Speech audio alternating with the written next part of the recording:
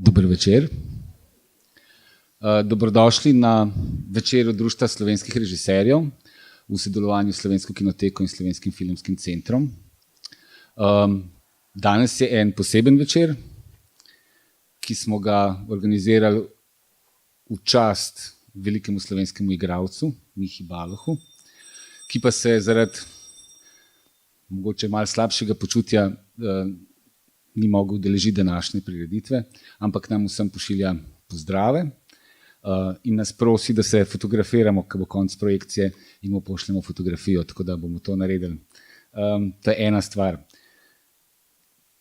Preden si bomo ogledali film, bi pa prosil gospod Majdo Širca, da kot slavnostna govornica na prošnjo našega slavljenca današnjega prebere nekaj misli. Prosim.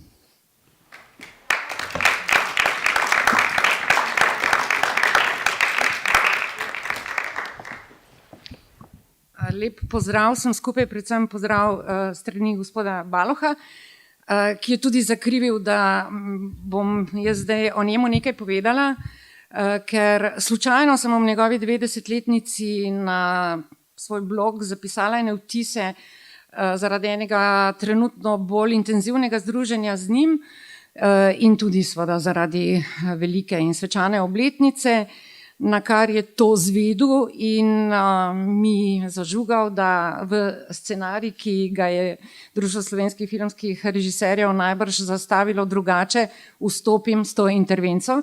Seveda rade volje in v čast mi je in predpostavljam, da boste tudi vi radi prisluhnili temu, kar je on želel, da preberem na tem večeru. To je pa en moj zapis, ki je nastal pred par dnevi, predvčerajšnjem. In gre nekako takole. Gospoda Baloha sem jaz poskusila za potrebe enega projekta, ki ga delam kar nekajkrat pridobiti na telefon, ampak to, verjemite, ni enostavno. In ko ga dobim in vprašam, govorim z gospodom Balohom, sem dokaj zadovoljna, da je na drugi strani nekdo končno sploh dvignil telefon. Ja, tu Miha, pravi, ampak ne preveč navdušeno. In tako je seveda da in primakne vtis, da ga kakršnokoli praznjenje besed z zunanjim svetom, kakršen pač je danes, to tudi da lepo vedeti, da ga njega to pač ne zanima. Napiši, zakaj gre, pravi, potem ko spusti rafal zelo zdravo liberalnih, ki jih v zadnje čase žal jaz nisem več toliko deležna. In seveda se razpišem, da smo v kleti nacionalne televizije začeli, da smo iz kleti nacionalne televizije začeli tovoriti in odpirati skoraj 200 škatelj 50 let nikoli videnih posnetkov na 35 milimetrski filmski trak, ki jih je nekoč po scenariju Jožeta Pogačnika in po scenariju Jožeta Javorška in po režiji Jožeta Pogačnika posnel, in to leta 1970, gre za 9 krogov nekega raja oziroma vodnik po Ljubljani, 9 epizod na nizanko ljubljanske televizije, takrat televizije Ljubljana, ki pa niso bili nikoli dokončani, razen ene epizode. In sedaj, ko je televizija Slovenija bolj pripravljena, ima za to več volje in možnosti, da obudi in da digitalizira te posnetke, ki so bili 48 let, ki so ležali v naših kleteh, da bi seveda želela, da raziščem to vsebino in to materijo v nekem dokumentarnem filmu, ki bi bil predstavljen potem na televiziji Slovenija, kajti posnetki, za katere se sedaj odkriva njihova vsebina, izkazujejo, da gre za zelo eksperimentalen, drzen in enigmatičen projekt. In pri tem, pišem, seveda mora sodelovati tudi on, kajti brez njega tega dokumentarca ne bo lahko narediti. Tako zaključim in pismo še isti dan Roma na Jesenice. Ja. To je pa fascinantno, izjemno, končno, končno pravi, s polnimi pljuči in radostno, pravzaprav tako kot nikoli ne v veselici ali v plesu v dežju, zagrmi in v pogovoru, kjer telefon nikoli v nadaljevanju ni več zvonil v prazno. Pravi: "Ti si nora." To je bil eden največjih projektov v slovenski kinematografiji in hkrati tudi moja največja, moja, Pogačnikova, Javorškova in še čigava travma. Saj ni bil nikoli dokončan, pravi. Ja, največji zatajeni projekt dodam in ta projekt bomo sedaj oživeli. Zakaj Vodnik po Ljubljani? To je film iz vsakega kadra leze ven Miha Baloh. Zakaj Vodnik po Ljubljani ni bil nikoli dokončan? Zakaj je bila edina zmontirana epizoda prikazana le na ORF-u oziroma na Blejskem festivalu televizijskih programov? Nekoč smo imeli še festival televizijskega programa. Enkrat je bila prikazana na televiziji Slovenija v 90-ih, ko smo nekako vlekli ven filme, ki so bili bunkerirani, ampak zagotovo je skupni imenovalec vseh teh dejstev, da Slovenija je bila redko deležna ali pa dovolila ali pa zmožna velikih potez in smelih korakov. Ta projekt je bil tak. Kakorkoli že, ure in ure negativov, delovnih posnetkov in drugih trkov je sedaj ob velikem angažmaju ljudi, ki še ovladajo 35 mm filmski trak, sedaj v remontu in seveda tudi v digitalizaciji. Vodnik po Ljubljani je bil zasnovan kot izviren način spoznavanja zgodovine in tudi dediščine in utripa Ljubljane v zelo različnih filmskih žanrih, od mjuzikla do dokumentarnih prijemov, do igranih prizorov, do fikcije in seveda do dokumentaristike, kjer pač med vsemi dogodki, igranjami predvsem spoznavamo tudi Ljubljano. Zgodba temelji na Dantejevih sanjih, Danteja igra Miha Baloh, kot sem rekla, v vsakem kadru je prisoten, ki beži pred ženo, ki jo igra Mira Sardoč. Ta ga nenehno išče, on pa išče v Ljubljani raj in pada iz ene avanture v drugo, skozi 9 krogov raja, ki jih Javoršek obrne iz Dantejevega pekla. Naj bi spoznali Ljubljano na zelo ekstravaganten in prav nič šolski način, na zelo izviren v bistvu. In ko smo snemali Vodnik, je Miha Baloh, ko je v času, ko je nastajal Vodnik, to je bilo leta 1970, nekateri tukaj med vami se tega spomnite, je Miha Baloh ogromno snemal že v tujini. Za njim je bila eksplozija v Hladnikovem filmu Ples v dežju, Zlata arena za glavno vlogo v Veselici Jožeta Babiča, ključna prezenca v Grajskih bikih Jožeta Pogačnika leta 1967, do seveda v gledališču, kjer je dobesedno Miha Baloh zrasel, niti ne govorimo. Koliko so ga takrat cenili, priča že podatek, govorim 60-ih, 70-ih letih, da je bil za snemanje filma Nevesinska puška Žika Mitrovića zavarovan za vsoto 200 gledaliških plač. Če tudi ni bilo nikoli dovolj na glas povedano, je bil eden izmed najbolj zaposlenih igralcev v tujini.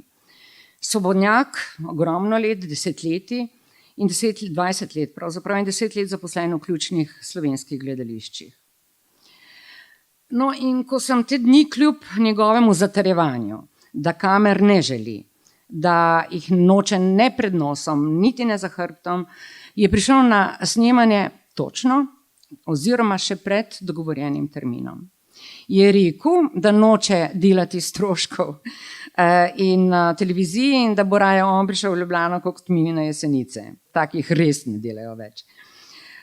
Ni se pritoževal, ko je moral čakati na vzpostavljanje reda znotraj običajno vedno prisotnega snemalnega nereda.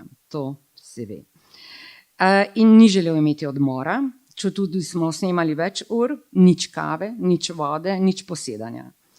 Kljub vsemu glamurju, ki ga je živel, je bila na snemanju prisotna disciplina, intimnost in seveda tudi iskrenost. Zavrnil je masko, puder in tudi nobel obleko oziroma nedomačijsko obleko, češ, da ne eno, ne drugo ga ne bo naredilo nič drugačnega. In to je on. Brez igre, koncizen, udaren, jasen, kritičen in v spominu tudi zelo natančen. Je gospod neverjetne prezence, čistega in redko videnega odprtega uma. Človek, ki nosi v sebi širino duha in izkustvo, tlakovano z nikoli pozabljenim otroštvom, s nikoli pozabljeno lakoto, ki je živel pri babici v Dravljah med 17 otroki, upornik, ki je še kot mulc delal za osvobodilno fronto, tihotapil puške partizanom na vozu s senom, kradel pištole italijanskim karabinjerom, medtem ko so balinali, se postavil po robu očetu, ki je vztrajal, da naj postane živinozdravnik in ne glumač, in seveda se postavljal po robu tudi vsem drugim, ki so svobodi poskušali nadevati uzde. No, in medtem ko je na tem našem nedavnem snemanju gledal projekcijo s svojimi prizori iz Vodnika po Ljubljani, takrat, ko je to snemal, jih je imel nekaj čez 40, je, moram reči, nastopal v neverjetno zahtevnih prizorih. Od skakanja v Ljubljanico do hoje po hišah ljubljanskih streh brez vezi, plezanja, tikanja, sabljanja, skakanja z višin in tako naprej. In ob vsem tem gledanju teh prizorov so mu se sprožile seveda vzporedne misli, skozi katere je pretakal svojo življenjsko pot. Tako da je govoril o tem, da je na tej poti srečal Josipa Vidmarja v času študija na akademiji, kjer se je tudi z njim zbližal, govoril o vicih, ali ne vicih, o nekih takratnih aktualnih, recimo, sentencah, kot so tista Vidmarjeva, kdo zna še kaj drugega, razen tega, da nič ne zna. No, pa še nekaj drugih pripovedi je podal in seveda se spominjal od Tita, Štefanije Drolc, govor o Dolini Šentflorjanski, o politiki, o desnici danes, ne da bi seveda izgubil stik s prizori, ki jih je spremljal na platnu. V teh gibih gracioznega, a hkrati tudi klenega 90-letnika, mi je bilo tudi tako jasno, zakaj ga je imel tako rad tudi na akademiji oziroma v tistih zgodnjih časih tudi Pino Mlakar, ki je občudoval njegov smisel za ritem in za obvladovanje telesa. V vsaki njegovi pripombi med projekcijo negativov omenjenega Vodnika po Ljubljani je bilo to več kot očitno. Ampak očitno je bilo, da ni njegova podlaga samo v njegovi fizični prezenci, ampak tudi v neki intelektualni širini, ki izvira iz časov, ki so mogoče danes manj prisotni. Nekoč je beseda imela pomen. Z Javorškom, Krležo, z režiserji, z ustvarjalci Odra 57 in eksperimentalnega gledališča so debatirali, tudi kot razumem pri nastajanju filma Vodnik po Ljubljani. To ni bilo tako grem, pa končam, ko luči ugasnejo. Ampak gradnja in osveščanje in vedenja, kaj delaš danes in kaj boš jutri, je bila zelo prisotna. Skratka, seveda ni pozabil povedati, da v naši stroki, torej v igralski stroki, je danes več vreden, ne danes, je več vreden crknen konj kot filmski igralec. Tako je navrgel tudi med gledanjem nikoli videnih posnetkov. In naj zaključim z mislijo, ki mu jo je podal in predal in zapisal režiser Christian Jacques. Baloh je delal z njim precej v Parizu in drugje v Švici in tako naprej. Igral je tudi glavno vlogo v njegovi televizijski seriji Omer Paša. Skratka, Christian je napisal nekoč o njem, da je poln čutnosti, poln humorja in da ima tako v življenju kot tudi na platnu tisto zrno blaznosti, ki njegovo osebnost zaznamuje z enkratnostjo. In tukaj moram reči, da jaz zagotovo nimam več kaj dodati, razen vse najboljše. Hvala.